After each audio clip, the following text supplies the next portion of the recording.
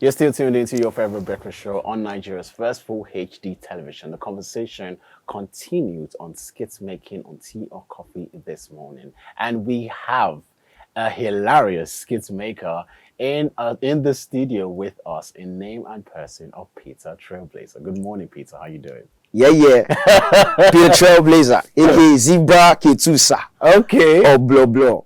Okay. The corporate madman, man. That one, I know corporate madman, Yeah. blah.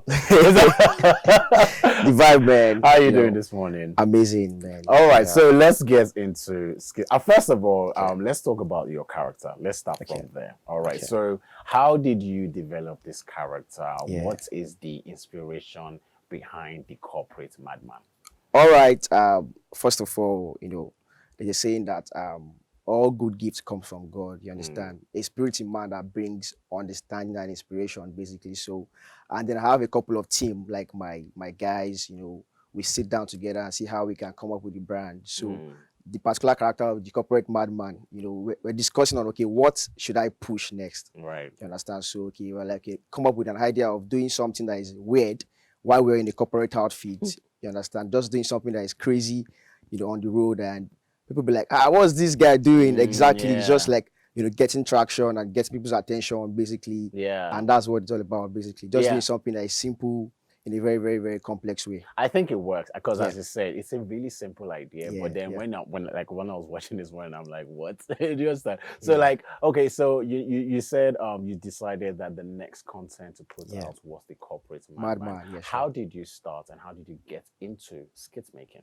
Okay, before the corporate madman, like I did a couple of other type of content like that. Basically, I did one of Papa Theophilos. I was just playing around with character. You see, it's about playing with characters and see, okay, which one will the audience receive more. So while I did that corporate madman, I realized that the audience received it more because I was doing stuff like proposal pranks. I was just doing something very creative, and I was like, wow, I was getting calls, getting followers, like getting reposts from different bloggers, and I was like, oh wow, people really like this. that. I was really like, oh my god, wow. So before then, actually, I grew up like with my parents, while I was growing up, watching Hollywood movies.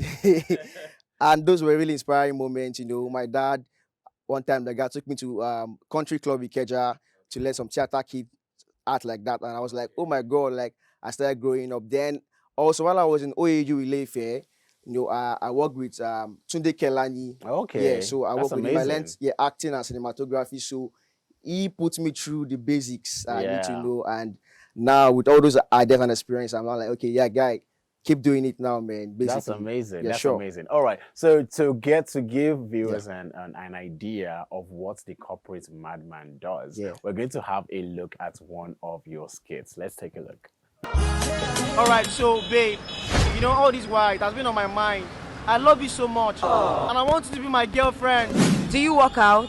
No, I also don't work out. so Relationship cannot work out. Zebra Ketusa.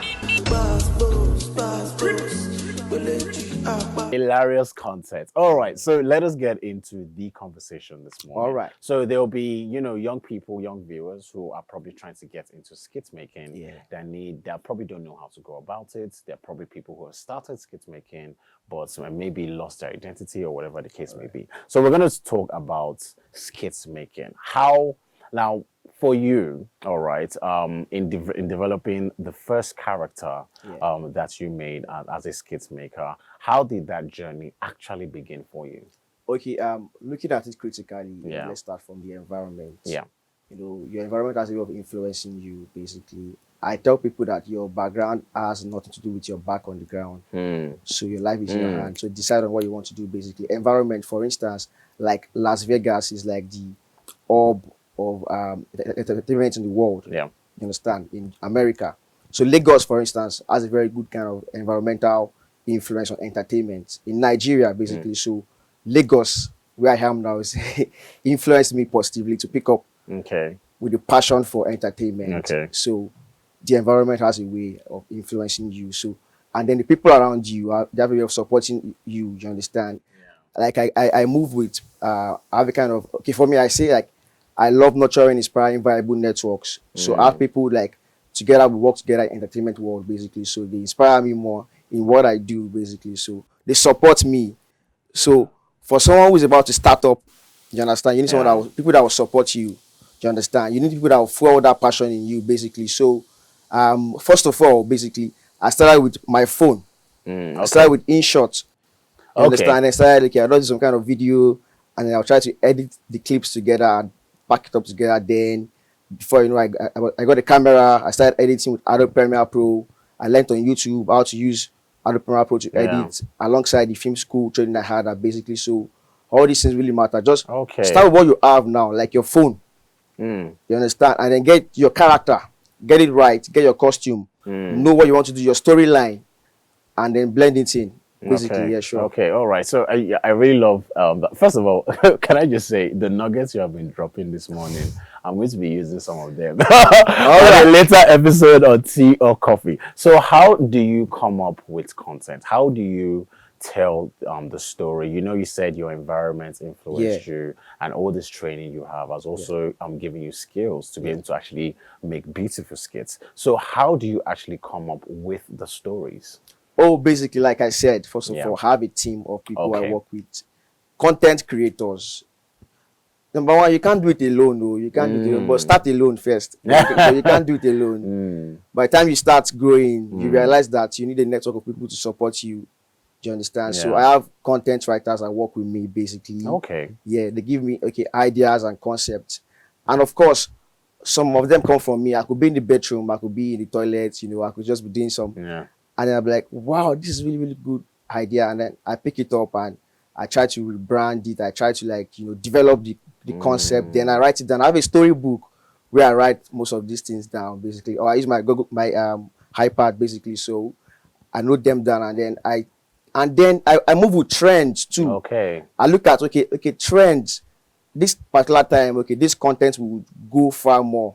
You understand? So I drop them at those particular times. So basically, it's about like writing it down first and then seeing the time of when I can drop it out, basically. So my content, basically, I work with 3 elements: trending, something that is also relatable, yes, and funny. I call it TRF, trending, relatable and funny, basically. Yeah, sure. TRF formula. Thank you. That is fabulous to take home this morning. All right. Okay, so have you ever maybe written a story, you know, or made a skit that the viewers I want to ask about audience readership, as in maybe how the viewers respond to some of the content and the product that you put out there. Have you ever maybe made a skit where you intended for a particular message, but the audience didn't get it and they got a completely message? It's normal. It's a normal thing now. It's a normal thing. For me, I look at it this way, like there are 2 types of audience. We have the optimist and the pessimist, basically. So for me, I'm not like concerned about what someone is saying, maybe something negative or something. It's normal, like it's normal in life. You get all kind of stuff, basically. So, but I'm very, very kind of optimistic person, basically. So I look at the good side. You understand? Of course, sometimes from the angle of the pessimist, there's something to learn.